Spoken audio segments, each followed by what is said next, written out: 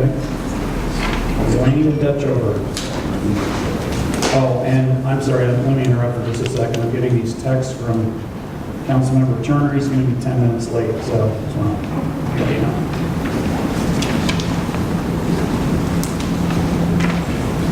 May I have a card to fill out? Where do I go to get that? On the table. Is the red button up on your microphone there? The other microphone. That's not a microphone. The other microphone. There's a red button on On the base. You don't see it? Oh, there is no base on that one, I don't think. Tap the mic. Is that on? Yes. Okay. It's on. Good evening. Thank you. We've worked with Nate Supervisor in Madeline's office over the last 6 months, 5 months, in the Public Works Department, Sheriff's Department, Castro Valley resident for 11 years. We moved into Parsons Estate, which is on the northwest side of Castro Valley, adjacent to Lake Chabot.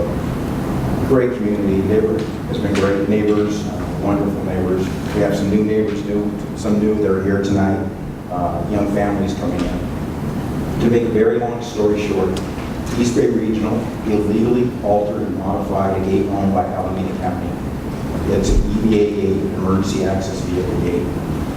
East Bay Regional took it upon themselves to put a man gate adjacent to it. And what this did was it brought people in from not only the county but other counties to an area that was never designed for a heavy traffic flow. We can't even park in our own streets. We're very fortunate with Mr. Miley's office that Public Works came in and secured the gate.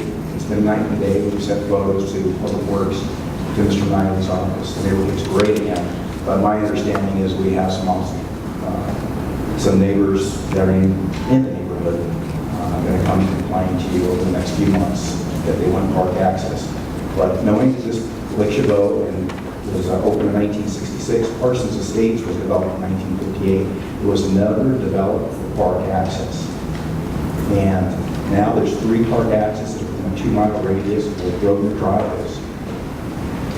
There's plenty of areas that go into this, but not going to Parsons Estates. So thank you for your time just to listen to me. I think this starts looking back. You said Grovenor, it's at the end of Grovenor. The one that East Bay Regional Park altered is at the end of Grovenor, or that's the one that is okay? No, that's the one that they altered. They cut a man gate there without permission or encroachment from Alameda County, because the county owns that. But the county has secured that, removed all the signs saying this was a park entrance. They never even bothered with the CEQA, the Environmental Quality Control Act, violation of the law on that also. Again, I want to thank Mr. Swanson, Maine Miley Sheriff's Office, Public Works. They've done a great job for us, very responsive. I mean, this is the way good government should work, so thank you very much. Okay, thank you. I just want to know, Bob sent us a couple of emails on this recently. I'm not sure if everybody saw Send it those. to the chair. Oh, you only sent them to me? I'm sorry. I thought I saw one where there was 4 pictures, and I thought it was to all of us. But I don't recall. I've gotten at least 3 emails on it, so I think we're going to be we're going to bring this to a council meeting at some point. Is this? I just want to ask without obviously discussing it, but is this of an urgent nature that we should bring it to the soonest possible meeting? Can it wait till the next general purpose meeting? What do you think, Bob? I can't say it's an emergency, let's put it that way. Okay. So the next general purpose meeting would probably be okay? I would think that would be fine. And that would give the neighbors and that the time to think about the issue and decide what they want to do. Okay, that sounds good. So our general purpose, we have 3 meetings a month, and the 2nd and 4th Monday is the planning meetings. The 3rd Monday is the general purpose meeting, and that's really a meeting that is set up to handle really anything that's not of a planning nature. So any resident is free to come to these council meetings and speak under open comment, and about really any item that pertains to the community, and that really gives us the ability to agendize it for a future meeting and try to look into it. So that's exactly what's occurred this evening. I do have another speaker card here from Kim Gorski. Yes.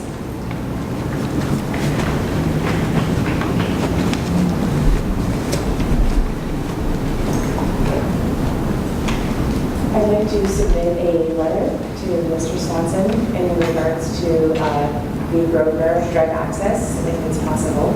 And also just to let you know that I am the newest resident of the street. And I was very excited to be able to sneak my way in there under the gate. I mean, it was wonderful to be able to kind of slide into the park. But I was warned by my neighbors that there were security issues with this access. And I kind of thought that they were kind of making it a bigger deal than it really was. Because, you know, being part of nature is wonderful and having access to that is great. However, 2 months after we moved in, my car got broken into. I heard of my neighbors also having their cars broken into. Convinced it was a homeless man that actually used the access to get out every morning to see him at the same time. I think he's living out there somewhere. And on 3 separate occasions, I was witness to 3 near deaths, and 2 of them being my children. My husband was teaching my son how to ride his bike. He's recently got his training wheels taken off. And we are the 4th house down to the end. And there are usually no cars in and out. You know who's pulling out. It's very, very visible.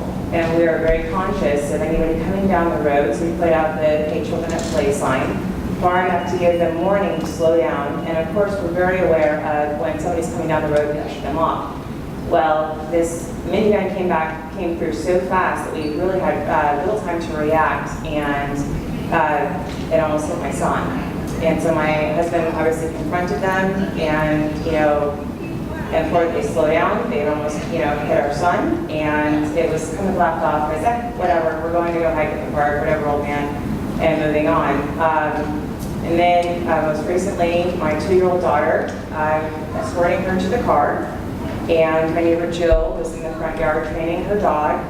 And as I was bending down to pick her up, a car pulled out just coming off of a hike.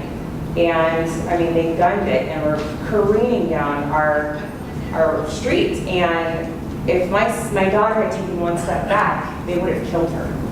And it was just, it could have killed me. It was so close. It is absolutely unnecessary. And the liability for this to be open is huge. Our neighbors are activating security systems and we've got new dogs, lights, everything. It's changing the landscape of our neighborhood. And so we're trying to ask those that want the access to think about their street and what they would want for their families and the harmony in their neighborhood.